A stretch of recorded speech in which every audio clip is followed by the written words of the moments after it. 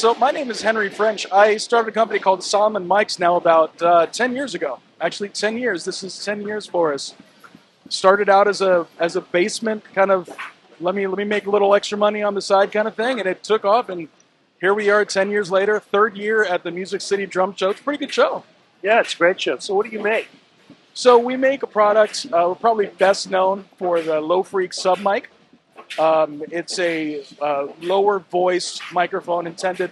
Most people use it with kick drum, but it is a microphone. It can be used on bass cabinets. Floor tom is one of the things we've seen on quite a bit. You've actually probably seen commercials on TV where they're using our microphone to capture low end. There are explosions and trains going by, and what we do. So the film industry would use your stuff as well? Yeah, we actually had a Foley reach out to us. It's been about 5 years ago. And he had a bunch of what I considered unusual questions, not the kind of things we normally get. And what he was doing was he was kind of trying to ascertain is what your thing does, will that work to help kind of get the emotion that they're trying to get via low end? Right. That whole thing of when a train goes by, sure, it makes a lot of noise, but you feel it in your chest.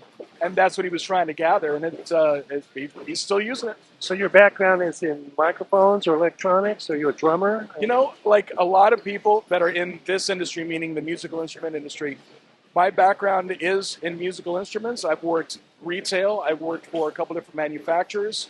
But I'm actually not a drummer by trade.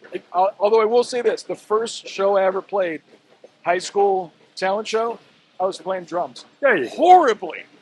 It was awful. I mean, I thank God I can't find that VHS tape.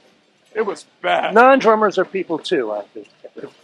Well, there is absolutely no scientific evidence of that.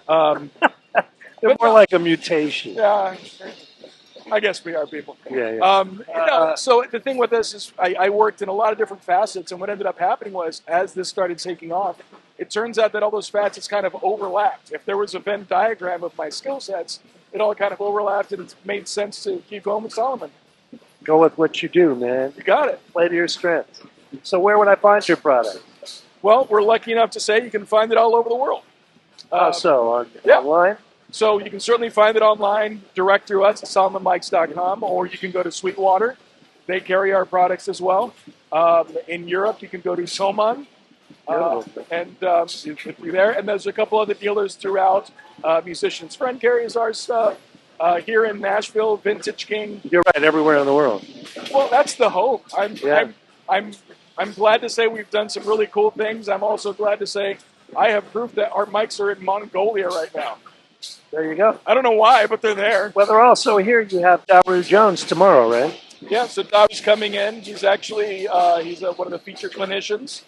And we're doing a raffle right before his clinic. We're doing a raffle of basically some of the mics that he used when he was on tour with Jack White. Right. He used his Low Freak, his signature Low Freak, and he also used our new Phone Freak mic, which is kind of a smaller, easier to work with version of the old telephone mic trick.